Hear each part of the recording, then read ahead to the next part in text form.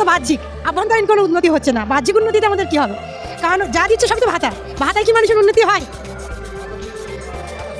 Actually ভাতায় তো উন্নতি হয় না। মানুষের শিক্ষাটা আসল। মানুষের মধ্যে শিক্ষা না থাকলে মানুষের দেশ উন্নতি হবে কি করে, দেশ আগে বাড়বে কি করে? হ্যাঁ, উন্নয়নের জ্বর মানে থইতে করছে, জ্বরে থইতে করছে, মানে দেখতে পাই মানে ছানা হয়ে যাচ্ছে। দিদিকে আমি একটা কথাই বলতে চাই যে দিদি একটু আপনি যদি মানে সমান চোখে দেখুন, সমান চোখে খালি তৃণমূল উন্নতি হচ্ছে, সত্যি মনে উন্নতি হচ্ছে, বিজেপি মানে সাধারণ মানুষের হচ্ছে না। একটু সমান চোখে দেখুন, তাহলে ভালো হবে, দেশের একটু উন্নতি করবে।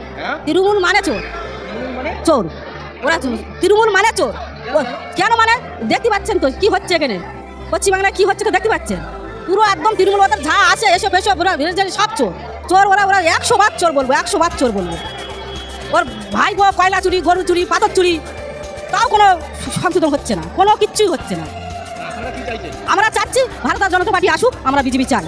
মানুষের মনে মনে সবই হৃদয়ের মাঝখানে সবই বিজেপি আছে। মুখী দিদির ভয়তে, ভাইপোর ভয়তে কিছু বলতে পারছে না, ভয়তে সব বার হতে পারছে না। আমরা চাই বিজেপি আইন সব কিছু উন্নতি হবে, সব কিছু পরিবর্তন হবে, সব কিছু ওই চোরের হাত থেকে লোক বাঁচবে। দিদি যা চোর, চোরের হাতে বাঁচবে।